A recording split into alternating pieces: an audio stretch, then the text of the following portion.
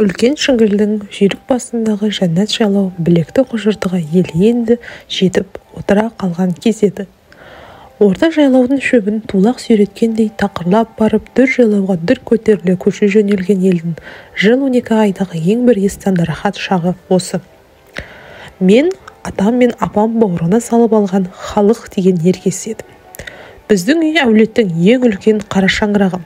Сондықтан судың ең басына біздің үй, одан төменірек атамның інісінің үйі, одан ары таман оның інісі Қозыбай шалдың үйі дегендей ретімен ақ шағаладай болып тізіліп, үлкен аңғарды жағалай 20 шақты үй отыра қалады. Қанша ерке болғаныммен болжамас бір міндетім бар, ол бұзау жаю. Күллі дүние күйіп кетсе де, былқ етпейтін апам бұзау еміп қойса бітті, шақ-шелекейімізді шығарып, айналасын бидайдай қуырады. Тіпті жайшылықты суық жүзін сыртына салып, бір қарабақ жым қылатын атамның өзі мінгірлеп қалады. Дәл сондай күні жүзі майырлаған айбалтадай айбары қайтып жуаси қалатынына ызам келетін. Күнде 40 күн шөлдеп келген сандал атандай соза сораптап, асықпай ішетін шайының де дыбысын шығармай, қылқ еткізіп жұта береме қайтеді өзі. Ол уақытта 9-10 жастағы бала деген бәрін байқайды емес пе? Әйтеуір сонысына қайранмын. Апамның сондағысы құрт пен май ғой баяғы. Жайлаудан ойға түскенде апамның құрты, апамның майы деп қаладағылар жан жақтан ағылады. Бір күн сиіремсе, соларға жеткізе алмай қалам дейме екен. Әйтеуір біздің үйде бұзау ему деген ең үлкен оқиға. Оны қойшы. Ақ Дамбалдың әңгімесіне көшейін. Ол кезде біздің ауылдың ауына бүгінгідей шаппен шап болып жапса кететін 3-1 базар дамбал жете қоймаған еді. Балалардың өзіне түрлі матадан балаға қызыл, асығыңа дейін жететін шалбардыкіндей ұзын дамбал тігіп беретін. Оның өзінде де бір балада біреу ғана болады. Анда-санда жуылып қалған түні жарқыраған саныңды кіндігіне таман қарап, иіріліп жатып ұйықтап кетесің.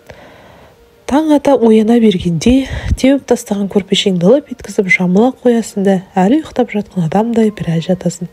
Сөйтіп жуа-жуа бір дамбалым бұтымнан іріп түсіп қалғанда апам су жаңа ақ матада үлкен дамбал тігіп берді. Белін бүріп оған бау өткізді. Содан кейін 2 саны үлкен қалта салды. Бәлен тас жасап тастамасам да дамбалға қалта салғанды көрмеген екенмін. Кейін де 30 жылдай жасап келем ғой. Қалталы дамбал дегенді әй көрсем бұйырмасын. Келген соң бауын басқа матадан жақсылап азып берем. Бар, төменгі ауылға барып дамбалына байғазы сұрап кел, деп түс ауып барады. Ертерек қайт деп бұзауын еміп қоймасын деді. Сөйтсем апам жарықтық ол қалтаны бекер салмаған екен ғой. Соның алдында ғана Қозыбай шал қалаға барып базарлап келген екен. Сөйтсем атасының баласы су жаңа киіміне байғазы көрімдік сұрайып қарса, қалтасын тәттіге толтырып жібереді дегені екен ғой. Сұрай барса қалтасын, ол кезде кәмпиттің тапшылығы деген сұмдық еді. Қыдырып келген үлкен кісілер қалтасынан бір кәмпит алып берсе, үйіңнен кеткенше атын арқандасып, қолына су құйып сыр жүгіріп қызмет қыласын. Сөйтіп, ұзындау тігілген ақ таңбалға қызыл матадан жадағай бау өткізіп, кіндік тұстан шарта бойлап ал бара ғой деді. Жаздың май тоңғысыз шәйлі жағында кіндіктен жоғары лыпада ілмей жалғыз дамбалмен құлдыйға қарай қодырандай жөнелдім. Желе жүгіріп жетей басып, шатырдай боп төменгі ауылдың шетіне әліндім. Кіре қалған үйім бірден ұқты. О, атасының баласы көрімдік сұрай келген екен ғой деп, кіші апамыз дамбалының қалтасына қызыл ірімшіктен 5 алды түйірін сүңгітіп жіберді. Байғазы бергеннен қуанып қалғаныммен, үйдегі дастарханда үйіліп жатқан ірімшікке көңілім көнше қоймады. Сыртқа шығып балалармен біраз ойнап, ірімшігімнен бере жүріп, онда да тауысып қойым. Енді үйге қайтуым керек ау дегенде Қозыбай атамның үйіне кірдім. Байғазының көкесі сонда болды. Ол үйдегі апамыздың да қолы ашық, жақсы адам еді. Жұдырықтай мұзқанты араласқан 200 кәмпитті қалтама әкеп салып жібергені. Жемей жатып 2 ортым сілекейге толып кетті. Жұтына далаға атып шығып күтірлете шайнадым ай шіркін. 2-3 емін-еркін шайнаған соң зарығым басылып еді. Ішінен таңдап алып малтай тастадым. Айналайын. Ақ дамбалымның қалтасын сыртынан басып қоям. Шепсеген көздерін сұрана өңмегінен өткізе сұғанақтана қадап 2-3 бала келді. Жетім лақтай соңынан қалмаған соң оларға бір-біреуін бердім. Қалтам ортаймай тұрғанда бұл маңнан қарамды батырайын дедім. Күн де еңкейіп қалған екен. Үйге дейін де біраз жер. Бұзау да еске сап ете қалды. Жоғары қарай шорта жөнелдім. Жарықтық жайлаудың мінезін жан түсініп болмайды ғой. Шайдей ашық тұрған аспанға бір қара бұлт үйірілді де, бұзау емген күнгі апамның түріндей қара қошқылданып барып, әп-сәтте шелек жаңбыр құйды да кетті. Қайта қарағайдың шетінде ілініп үлгерген екенмін. Бір жуан қарағайдың астын паналап отыра қалдым. Жаңбыр басылсашы. Сағатқа жуық отырған шығармын. Селкіліп тоңа бастадым. Күн де кешкіріп барады. Тәттімен қатар бұзаудың уайымын жеп тағдырып отырғанымда жарықтық жаңбыр да толастай қалды. Орнымнан атып тұрып тоқал тұмсықты айнала бергенде мөп-мөлдір боп сылдырай ағып жатқан таза су бүйені жарылып кеткенде сап-сарала боп төңкеріліп арнасынан асып толданып жөңкіп-мөңкіп ағып жатыр екен. Сел түсіп кетіпті. Әдетте арлы-берлі өтіп жүрген ұзын дөңбек көпірді үстінен аса шапшыған асау толқын өзін жұлып әкетердей солқылдатады. Ендігі бар ойым дөңбек орнында тұрғанда арғы жағаға өтіп алу болды. Бұзауға жетуім керек. Тәуекел деп аттың беліндей алып дөңбекке құшақтай жабысып жылжыдым. Ортасына таман барғанымда бір толқын кеп белден төмен соғып өткенде 2 аяғымды ербең еткізіп ағынға бұрып әкетті. Құдай сақтағанда бір жуан бұтағını мықтап ұстаған екем. Жібермей қалдым. Бар күшімді салып тырмысып, тұтас денемді дөңбекке іліндіре бергенде тағы бір толқын кеп тура 8 көзін тұсына соққанда дамбалым лып етіп жоқ боп кетті. Малтап жүріп абайсыз жұтып қойған кәмпиттей лып ете қалды. Әй апамай, тез барып қайт деп таға салғанда оның алдында да қалтама салған кәмпиттің өзін ұстап тұра алмай бірнеше рет сусып кеткен еді. Енді міне толқынға шыдас бермеді. Дамбал кетті, кәмпитте. Соңғы рет қарап та үлгермедім. Ізім ғайым. Жуан дөңбектің үстінен тыршалаңаш тырмысып ілгеріліп келем. Бүйірден бірнеше рет бұтақ та соғып өтті.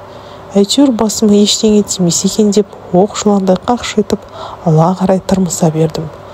Мұндайда негізі салмақ кіндіктен төмен тұсқа түседі екен. Қотыр дөңбек сызған жерлер ашытып әкетіп барады.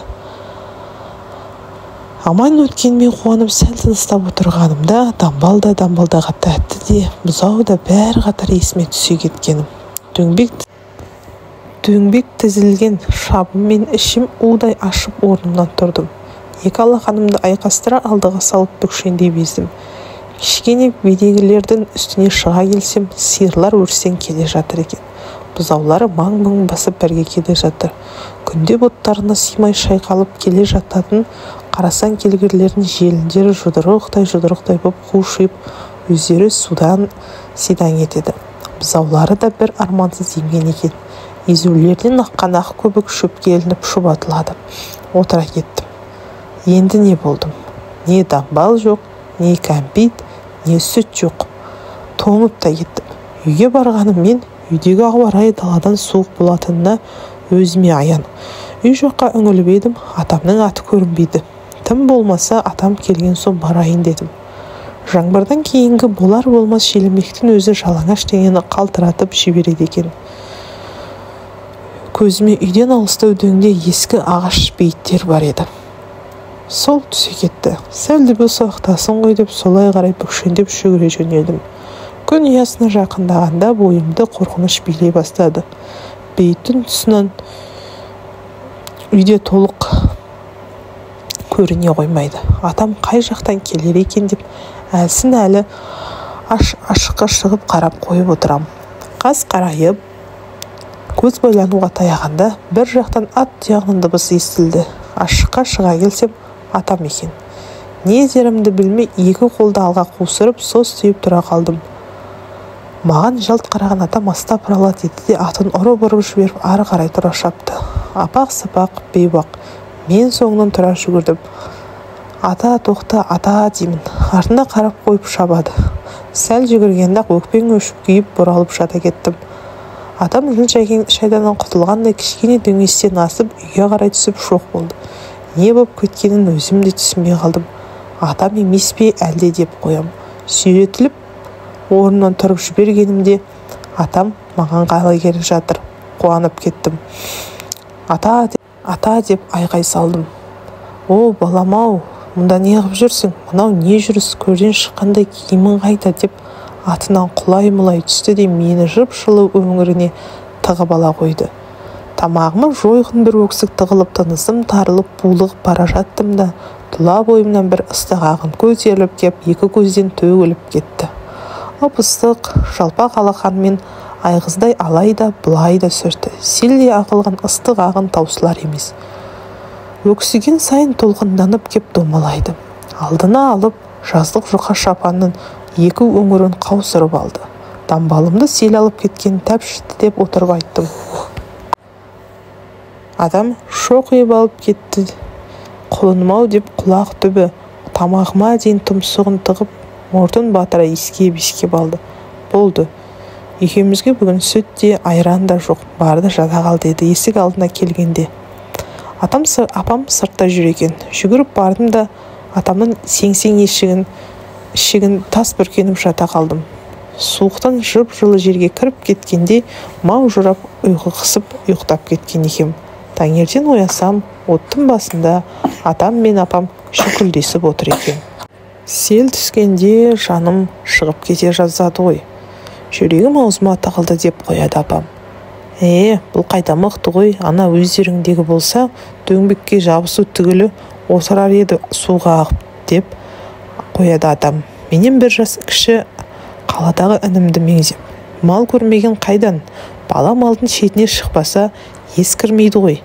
Баланы мал тез есейтеді. Мал баланы тез есейтеді десем, жіберіңдер десем, үлбіреп отыр ғой деп қояды апам. Қайтесің, өздері білсін. Әкелме деме, бірдеңеге ұрынып пәле болар, деді атам. Сол бір сәт менің өзімді есейіп кеткен үлкен жігіттей сезінген алғашқы сәтім болды. Сол сезім тұла бойымның әлде бір қалтарыс бұрысында, сол күйе ап-анық сақтаулы тұрғандай. Орнынан тұрғанда апам жалаң бұтыма шалбар берді де, бар, дамбалды тауып әкел. Саған күнде дамбал тігетін, менде мата өндіретін үкімет бедім, тігіп берген дамбалға ие болмай, бар ізде деп шығарып жіберді. Ертең мал жаныңа қалай ие болмақсың деп қояды арасында. Дамбалды іздеп тағы да жолға шықтым. Қара іске жан бергендей аяғым алға жылжиды. Қоя салса қайтеді екен, сел әкеткен дамбалды қайдан табам? Кеше суға кетіп қалсам да мені емес, дамбалды іздейтін секілді ғой деп көңкілдеймін іштей. Сразу сөйтіп басып, 3-4 тұмсық айналып барып, жазқайға шығып келем. Дамбалым алыстан жалаудай жарқайды қалды. Үлкен бір жалпақ тасқа шайған терідей көріп тұрмын. Ауыл керіліп жатыр. Жарықтық қуанғанымдай. Жүгіріп барып қалтасын ақтардым. Бір қалтасында құмға араласқан 2-ақ қампит қалыпты. Соның арасында қалтасы мен ышқырына құмырсқа толып үлгерген екен. Қалтаны аударып жіберіп, жалпақ тасқа ұрып едім, шоқ болды. Өзі де құрғап қалған екен. Киіп алайын десем, әлгі сусылдаған қып-қызыл торғын бауы құрғыр сол сусығаннан мол сусып, дамбалдың ышқырынан шығып кетіпті. Дамбалдың балағын желкеме бала мінгізгендей салбыратып, сызып алып үйге қарай аяңдадым. Өзімді бір жоғалған мал тауып әкеле жатқан ересек адамды сезініп, көңілім өсіп, ойыма әр қиырдың, әр жерлердің әндердің қиықтары оралып, аңылдап, масайрап әндетіп келе жатырмын. Әлде мен шынымен сол дамбалдың оқиғасынан кейін есейе бастадым ба? Өзіме де түсініксіз. Жотарда ылғи батырлығыңызды айтыңызшы дегенде, небір ерліктерін айтып ұйықтататын жарықтық атам да сол бір бейіттен қашқан күннен бастап батырлығын да айтпай кетті. Ел етекке түскенде жан-жаққа ұзатылған қыз қырқын, қала жастанған туыс қиыстың бәрі біздің үйге келеді. Апам байғұс жастай жиған қарын сары майы мен қап-қап ақ жарма құрттарын үлестіре бастайды. Олар мәз. Жыл бұрын ұзатылған сүт кенжесіне мынау саған арнайы алғаным. Төр жайлаудың алғашқы шөбінің майы деп қарынына сірей толтырған сары майды оңашалда бөлектеп беріп жатқан байқадым. Баяғы сол бұзау емізген уақыт қой. Сөйтіп ой жайлаған туыстар мәз-мейрам болады да қалады. Апамның майындай май жоқ. Апамның құрты ай шіркін. Апам байғұс соны есту үшін 6 жас таң болызынан тұрып сиыр сауып құрт қайнатып саба пісіп шаршады ма сонда, деп қоям іштей. Сондай кезде апам, ой жалғыз мен алды дейсің бе, Халықжан екеуміздің алған құрт майымыз емес пе дейтін. Шынымды айтсам ол сөзге мен мәз болып қалушы едім іштей. Жаздағы бұзаудың азабы сол сәтте-ақ ұмытылып кете беретін. Есесіне құрт май алғандар менің оқу құралдарыммен тартып сатып әкеліп базарлыққа байытып кететін. Беделім 5 батпан болып отыратынмын марқайып. Балалар есейіп, жан-жаққа оқу жұмысқа кетіп, әлдебір той-томалаққа бәрі жиналып, той тарқаған соң бір үйде өскен ең жақындар отырып, бір шай ішетін шуақты сәт болады емес пе әр үйде. Сондай отырыстарда еститінім, естімегені де апаңның ақ таңбалын айтшы деп жүріп, апамның ақ таңбалы атанып кеткен әңгіме осы еді.